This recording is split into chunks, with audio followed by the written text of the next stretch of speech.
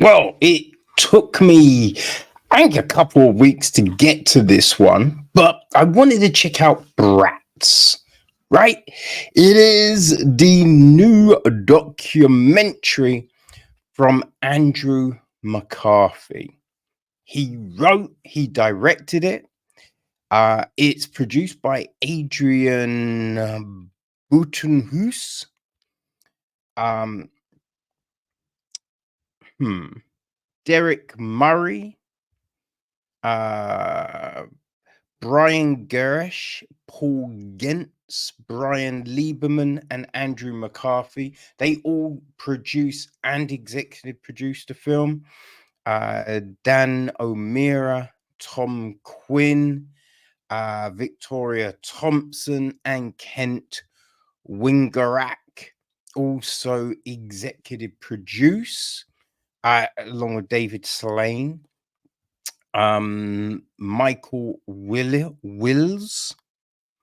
Yeah, Michael Wills, associate producers, and Stephen Sorch. Oh shit. Stephen Shawshack line produced it, right? Oh, had I? It's funny. I literally have just spoken to Stephen about his new short film, right? Hell is a Teenage Girl, um, which is playing at the Fantasia International Film Festival. So, people, make sure you go check that one out.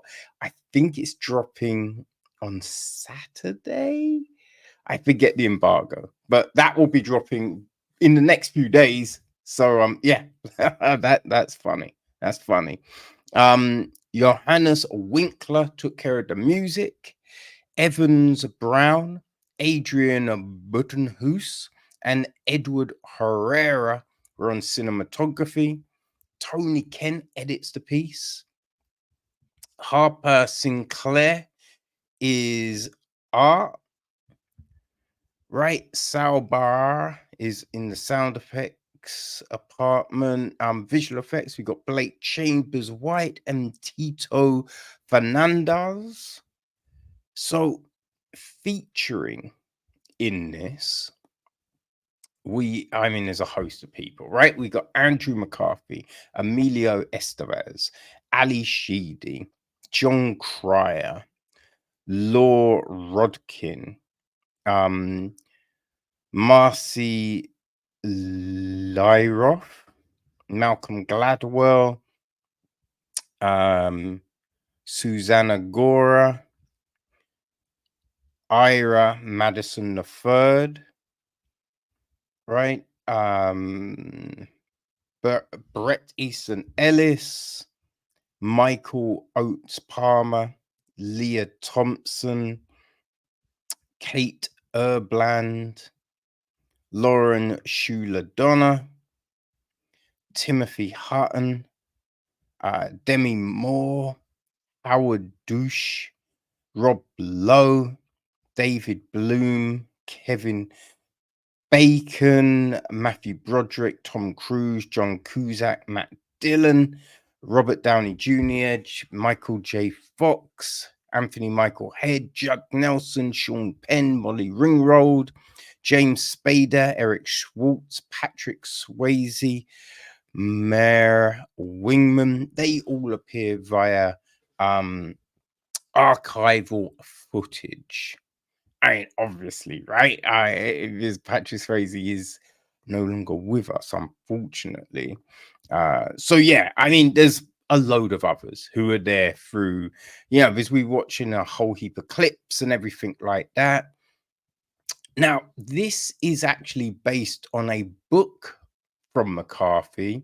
I believe the book is called Brats, an 80s story, right? Something like that, right? I say that because it's not listed. It's a weird one, right? And it's a little odd the way all of this information is thrown out there. But yes, that's what it is, right? And yeah, I mean, I was very interested to watch this because, I mean, I've said it so many times, right? I love John Hughes films. John Hughes is, oh man, such a storyteller. Such a storyteller. He's great, right?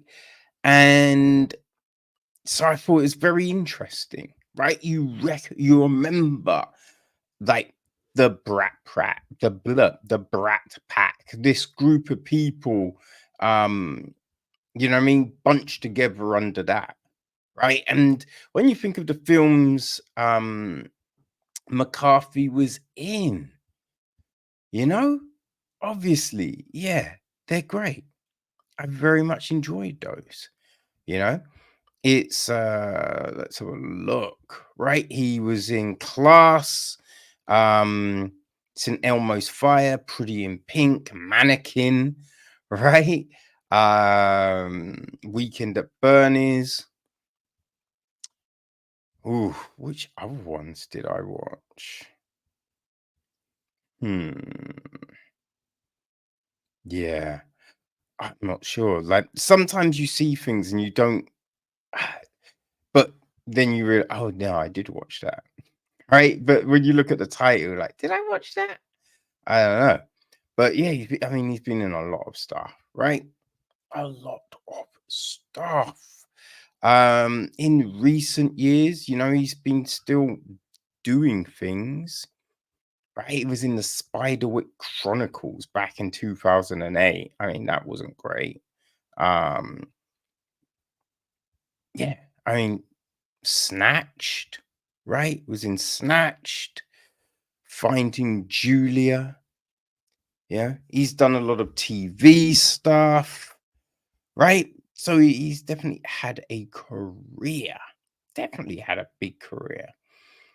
So it was interesting to see this and be like, okay, what is it about? And oh yeah, I haven't actually told you, have I?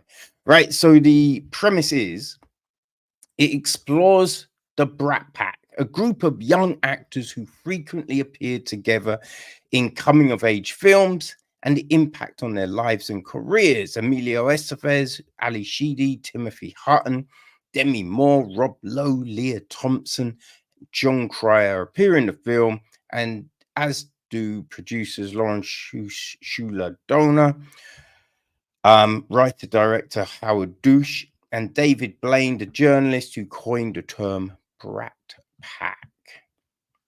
So yeah, that was the big thing. And it was interesting because a lot of them do not like that term. Do not like that term and said it had this adverse effect on their careers. Right. And at the beginning, you know, it's Andrew in his car and he's like, I'm going to drive out and meet everyone, you know, catch up. And he's just like, oh, yeah, I mean, yeah, it's been 30 years since I've seen all of these people, right? Some were close friends, some, you know, didn't really hang out. Some maybe not as friendly with. Like he talks about a bit of a rivalry with Rob Lowe back in the day. So it was interesting, right? First person he meets is Emilio Estevez. Emilio Estevez, it's so crazy, right?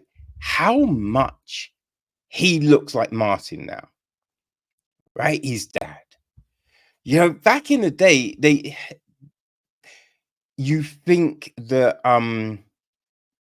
Charlie was the one look most like the dad. But now Emilio is a friggin' spitting image. It's crazy. But yeah, they're talking, and it's interesting, I think, because it depended on who Andrew spoke to, was how he kind of perceived the term. is there were some people, I think Rob Lowe and Demi Moore, that most definitely, that seemed to be like, it was a term. You know what I mean? Like, whatever. And maybe because their careers were bigger going like after all of those earlier films, which were, yeah, I mean, the early films were huge. The early films were a success, but I think Rob and Demi, their later films, they've been in huge things. And as mentioned, Andrew has worked. He's done some big things, but not quite to the scale of Rob and Demi. So maybe it's because of that success where you can just like, I mean, who cares? Who cares? But it was just interesting the people he spoke to. Because some people would be like, oh, yeah, that was really bad. It was really damaging. He's like, yeah, yes, it was. And then other people are like, it was what it was. And he's like, that's a really interesting perspective. Yes, that's what I think now too. So there was a lot of flim flamming, right? There's a lot of flim flamming. I really thought it was also interesting where he's just like, oh, I'm trying to get hold of Rob, Judd, and Molly, but all of a sudden they're not around. And I'm just kind of like, well, I'm sure they're busy, right? I'm sure they've all got a lot of stuff. Like everyone's working still, right? I mean, especially Rob Lowe. So, I mean, Demi's helping Bruce out. Like, there's stuff people got live. No, what Molly? Actually, I mean, Molly's still working. Yeah, Molly's still doing a lot of TV stuff and indie films and all of that kind of thing. So, like, they're working. So, what I wondered was how much notice, right? Because look, these things are filmed in a way to make it look like, oh, this is all spontaneous, but it's not as you know what I mean, to believe that he's just like, let's get some cameras, I'm gonna jump in a car and just go see these people now. No, like everything had to have been set up and all of this. So how much notice were they given? Like, were they, you know, did they say, look, I'm not going to do it, or you know what I mean? That's the big thing, right? We don't really know. We don't know. So, but there is that kind of like, they should make themselves available to me, which I thought was funny because it's just like, holding on to this thing that happened all these years ago, but you're still kind of holding on to things and looking at things as if they're slights when just because they don't want to be in the documentary doesn't mean it's a slight on you. It's just like, they don't want to do this thing. They're busy, whatever. You know? So there was that. I didn't really like the way this was shot, to be honest with you. Right? There are cameras all over the place. And then we've got these shots set up where you can clearly see all the other cameramen in the room holding cameras, and then the static camera standing in the other corner. And, or sometimes we're at, the camera's on its side and we're looking at him sitting at a table, and you're just like, it feels so haphazard, right? It feels messy. Now, maybe that's the vibe Andrew's trying to go for, but it was just distracting. I just thought it could have been better in that regard. We've got the actors and producers and everyone's names come up on the screen, but in small white writing with no solid background behind it. So a lot of times the white is on a light background and you're losing it. So that was a bit frustrating, you know? But yeah, it wasn't as rounded as I would have hoped because, they're talking about this article, this term, and then how they perceived it. What I would have liked was because some people are like, actually, it's not that bad, right?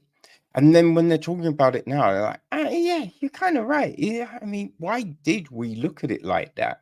And I'm just like, that would have been interesting, right? Explore that. Explore why did you perceive it to be this thing? Now, he referenced some things a few times, that he was this trained actor and he wanted to be taken seriously, right? But it kind of felt like it was all on a privilege. You know what I mean?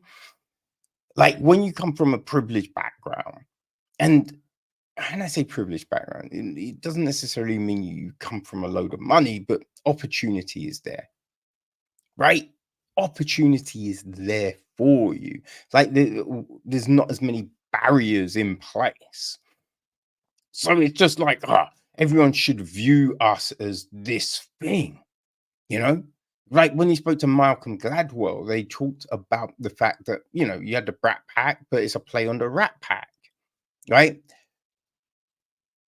I don't think the Rat Pack is necessarily cool, right? I think you look at it as cool because of the people who are part of it. But I mean, rat is like, someone that's dirty, right? Someone that, is a grass. That's a rat, right? Like, you know what I mean? I don't know. Is there, was the term rat back in the day? Did that mean cool? I don't know, right? I don't really know where that term came from. I guess I could have Googled, but I only really just thought of it right now. But yeah, you know what I mean? But everyone was like, oh, that's cool. Right. And when you look at things, I believe there was, when you look at like Brad Pitt, Sean Penn, Ben Affleck, Matt Damon, like there's these groups of actors, and I believe they've been referenced as things. I can't think of what they are right off the top of my head. I believe you know, what I mean, I think everyone always looks for a term to group people into. It's happened time and time and time again. You know what I mean? So I think exploring that would have been really interesting. I think that would have been great. It was interesting that they went to see David Blum, who wrote the article. But it was funny because throughout, Andrew's just like, oh, and this guy is mean and blah, blah, blah. But then when he meets David Blum, he's like, hey, man, gives him a big hug and he's smiling. It's like, oh, it's really good to meet you. And, blah, blah, blah. And it's just like, I mean, let's just be honest here. You thought he's an arsehole. So just because there's bits where he was like, I mean, it was kind of mean, don't you think? And it was good that David was just like, I just did what I was paid to do. Right? This was my job. And he wasn't really that much older than he was 29, they're 22. Andrew was 22. Right? Everyone's different age, slightly different ages, but they're all similar, you know? So I think the way David came across was just like, look, I did a thing. It is what it is, which I respect. Because sometimes people will do something and then just as cameras are on them, will go, I deeply regret it. I deeply regret it. And it's just like, do you though? do you? You know, it's like there's a point where Andrew is just like, oh man, I don't know why we waited so long. Everyone's so loving together and blah blah blah. I'm like, because it's being taped, right? If there was no video camera, would everyone be acting the same? Right? You know, there's a reason it's been 30 years since a lot of you have hung out, right? Because if you really gave a damn, you wouldn't leave it that long, right? When you just there's sometimes, things happen, life, boom, boom, boom. You haven't seen someone for a minute, right?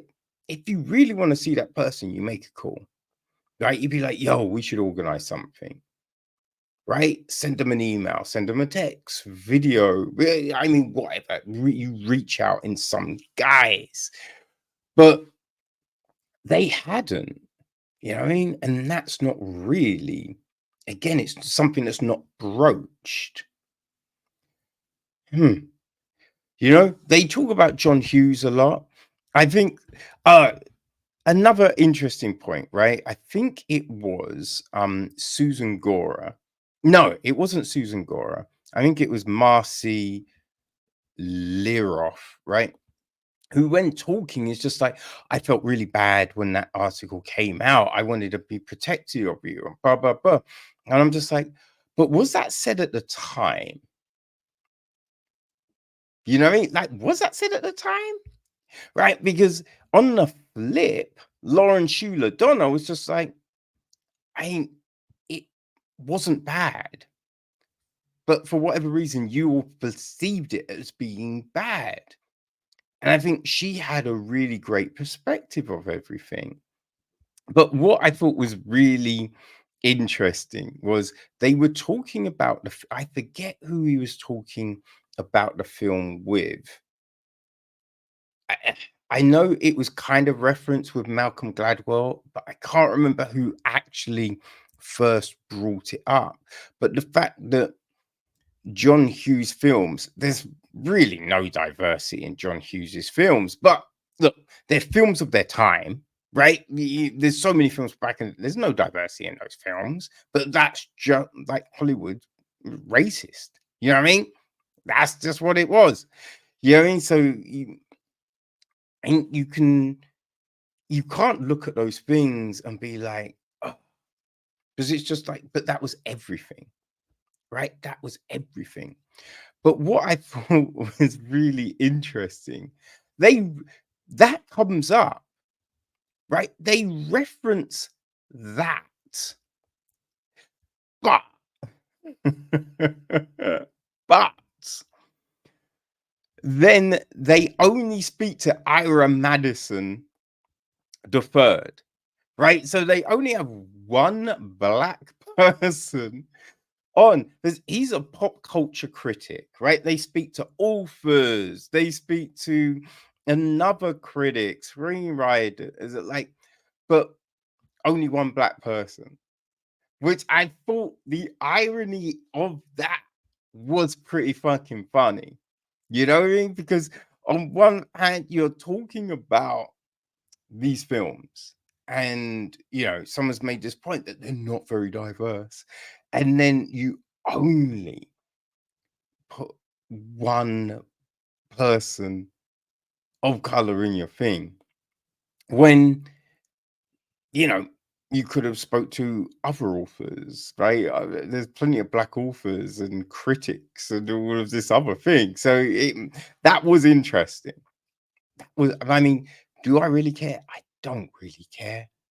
You know what I mean? I don't really care, because we're talking about these 80s films, and again, it would have been weird if this was, a crazy diverse cast all talking about this film and these films that were not. You know what I mean? So it is what it is. But I just thought that was an amusing point, right? But yeah, I mean, it's interesting because, like, if you like those films, right? If you grew up watching those films, it's interesting. As I said, I don't really think it necessarily goes into the detail that would have really been great for this. You know, it seems like it was a bit of a vanity project, but hey, whatever, man.